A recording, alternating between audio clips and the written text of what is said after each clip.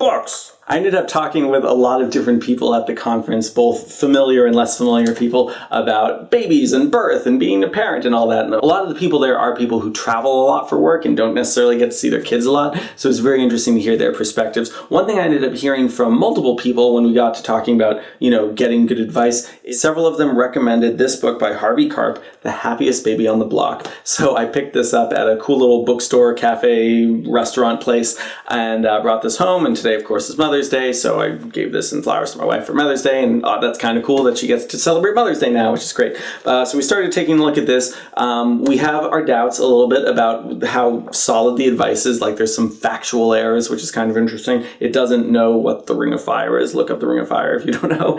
And we're gonna keep reading it, but yeah, it's interesting to, whenever there's something that's kind of ubiquitously recommended, and then you might disagree with it a little bit. So anyway, we're gonna keep reading it. Hopefully we learn some cool stuff with it, but a lot of people thought this was a fantastic book for new parents to pick up, so we'll see how that goes.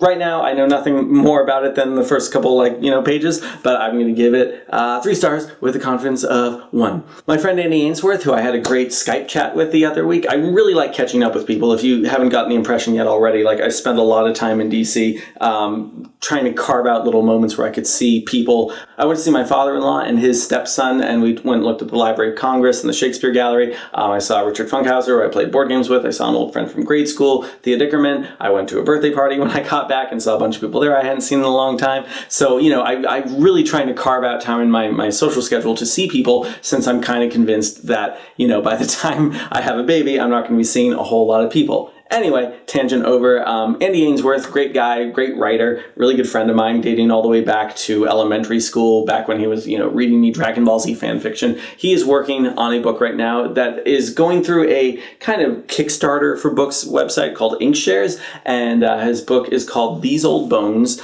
And it's kind of a cool system because basically, if the book looks interesting to you, there's, samples in there. You pledge the $10 it costs to pre-order the book, and then you only get charged if, the correct number of people pre-order the book. So it has to be something that a lot of people have faith in for it to get funded. And what's cool is then if it does get funded, not only do you get, an ebook version, but it actually goes to stores. So it's kind of this really cool crowdsourcing book thing. So check that out. These Old Bones, Inkshares by Andy Ainsworth. I'll put a link in the description below and maybe right here. So yeah, 5 stars, confidence of 5.